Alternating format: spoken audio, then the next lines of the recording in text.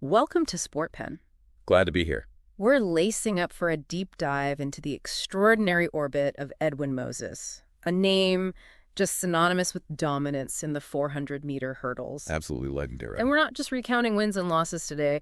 We're really trying to dissect the pivotal moments that, while almost obsessive determination and the sheer innovation that forged him into a sporting legend. Yeah, what actually makes someone that great? How do they rewrite the whole story of their sport? Exactly. That's our mission today. And what's immediately striking about Edwin Moses is, where he started, or rather, where he didn't start. Right. Here's a two-time Olympic gold medalist, the guy who went undefeated for nearly a decade, who, as a kid, wasn't really burning with ambition for track.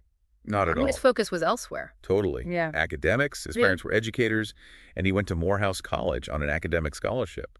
Physics and engineering. No big athletic dream driving him initially.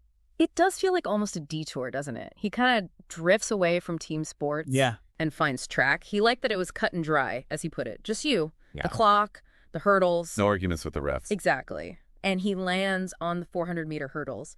And then, because he had this naturally massive stride, like nearly 10 feet, huge, his rise was just incredibly fast. And that speed led straight to, a seismic event, really, the 1976 Montreal Olympics. Oh, yeah. You have to picture it. He's 20 years old, basically unknown on the world stage. A complete newcomer. And he just storms in and stuns everyone. Doesn't just win, he obliterates the field. Smashes the world record. 47.64. Wow. That was the moment. The announcement that a new force had arrived, period. Okay, now let's get into something that really, I think, sets him apart. How he trained. Yes, this is fascinating. Because unlike almost everyone else at that elite level, he was largely self-coached. Believed he knew his body best, which, looking back, he probably did. And he was so ahead of his time, he was messing around with heart rate training, using early prototypes, way before that became standard practice. And you see that scientific mind at work there, don't you? It wasn't just train hard. His physics background meant he understood measurement data. He could actually use the data. Right. He could interpret what those early heart rate monitors were telling him. And then there's the stride pattern, that 12-step pattern between hurdles. Considered impossible before him. Totally impossible. Bobby Kersey, the famous coach, said Moses literally changed the sport in a year with that. It was this blend of amazing physical gifts and just sharp analytical thinking. It wasn't just fewer steps, it was smarter steps. Exactly. Biomechanical efficiency, minimizing wasted motion, keeping the momentum. Like tuning an engine for maximum output. Which then, of course, fueled one of the most just staggering streaks in any sport ever. The streak. He loses to Harold Schmidt in August 77 and then just doesn't lose again. For 10 years. 10. In the 400 hurdles, that's 122 straight races, 107 finals, beating the best guys out there race after race after race. The mental strength required for that. It's hard to even comprehend. Just showing up, knowing everyone expects you to win and delivering every single time. Unbelievable pressure. And he wasn't just winning, he kept getting better. On his 28th birthday, 1983, he hits his peak, runs his lifetime best, 47.02. Still striving for perfection even within that dominance. That's the mark of a true great. But his impact, it wasn't just on the track, was it? He became a really significant voice off the track, too. Absolutely. He took on the whole amateurism issue. The rules that stopped athletes getting paid, even for endorsements, seemed hypocritical to many. And he was key in pushing for change there, helping usher in more professionalism. He was. And he was also way ahead of the curve on performance-enhancing drugs. Spoke out early. Very early and very strongly. He saw the damage it could do to athletes' health, sure, but also just to the integrity of sport itself. He wasn't afraid to take a stand. And that commitment continues, right? He got his master's degree, he's been involved with the IAAF, and now he's chairman of the U.S. Anti-Doping Agency Board. Still fighting that fight. Dedicating so much of his time post-competition to keeping sport clean and fair. When you think about his legacy, he wanted to be remembered as the guy nobody could beat. And he absolutely achieved that. You hear what people like Leroy Walker, the Olympic coach, said about him, being in the rarefied presence of an immortal. That tells you everything. It really does. And it's amazing to think about Morehouse College, where he went for academics, engineering. Not for track initially. How foundational that was.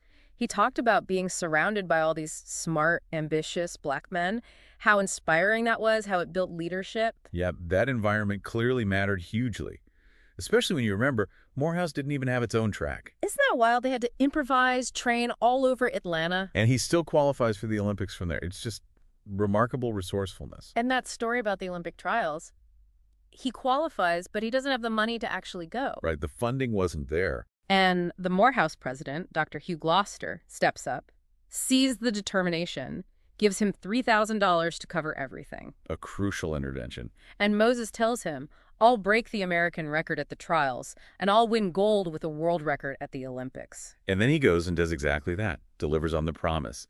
Incredible self-belief, backed up by action. It shows how much belief and support can matter at just the right moment. Definitely. Yeah. And it circles back to his academic side again.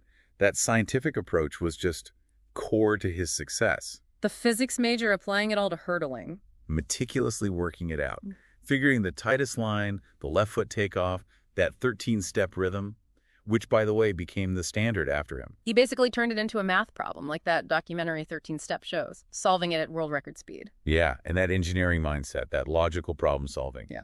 He applied it everywhere, not just on the track. You see that in his later work, too, like with USADA. He saw early on that the issue wasn't just doping, but wider corruption in sport. He pointed to the Russian state-sponsored stuff as a prime example, seeing the bigger picture, the systemic threats. And he's been fighting for clean sport for decades now. That letter he co-authored in 2014 criticizing Wadjet handling of the Russia situation. That helped push for the full investigation. Yeah. He's been a consistent, principled voice for clean athletes. He also has a pretty practical take on athlete responsibility, doesn't he? He does. He believes education on anti-doping is vital, absolutely critical, starting early. But he also says, look, the information is out there now. Athletes have a responsibility to know the rules, to be careful. Saying, I didn't know, just doesn't cut it anymore, in his view. It's interesting, too, how his talent got noticed commercially pretty early on. Horst Dassler at Adidas saw him. Yeah. Wanted him in Adidas shoes right away. Yeah. Recognized the star power, and importantly, treated top athletes well with proper contracts. Moses still has that long relationship with Adidas. And his work now as an ambassador for the Fair Play Menarini Awards, it just reinforces that commitment to ethics, sacrifice, respect for the rules. It's a constant thread. Runs through everything he's done. Thinking again about him coaching himself, that science background was just such an advantage. Immense. His knowledge of physiology, plus all the reading he did. He built this incredibly advanced, all-natural training program. Things we take for granted now, he was doing way back. Daily physical therapy. Ice baths. He was pioneering ice baths in the early 80s. And the heart rate monitoring we mentioned, just way ahead of the curve. It's funny, while the media and fans were obsessed with the streak. Understandably. Right. But Moses himself apparently didn't focus on it that much. His focus was always just the next race. Be prepared for that one. That focus on process over outcome, you see that in so many dominant athletes. Yeah, it's a key mindset. He has, though, expressed some maybe disappointment that track and field hasn't quite kept pace financially with other big sports. Yeah, he's made that point. You look at the NBA, the NFL, even guys on the bench are making huge amounts. And track doesn't have that same structure. Right. He's noted the lack of a really strong athletes union to fight for better pay. Retirement funds, health insurance, things like that.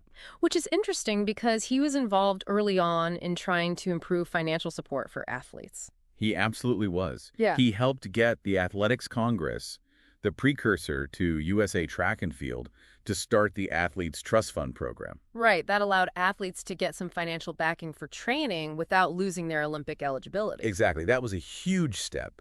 And it's basically the foundation for a lot of the athlete support programs we have now. Yeah. He was pushing for that back then. And beyond all the track and governance stuff, he's also really involved in philanthropy. Yeah, through Laureus especially. Yeah. Using sport to tackle social issues, they've raised and distributed millions for projects all over the world. Helping millions of kids, plus work with Special Olympics, Goodwill Games. His impact is just so broad. It really is. Edwin Moses' story is just such a powerful example of greatness in sports. It's not just one thing. It's that amazing talent, yes, but also the sharp mind, the incredible discipline, and this deep, unwavering commitment to integrity, On the track, off the track. Absolutely. His journey, from being this academic kid, not focused on sport, to completely dominating track and field through his own scientific methods and just sheer will. It really makes you think about potential, doesn't it? How much we can redefine what's possible. A truly inspiring figure. Well, thank you for joining us on this deep dive into the enduring legacy of Edwin Moses. Yeah, my pleasure. Thanks for listening to Sportpen.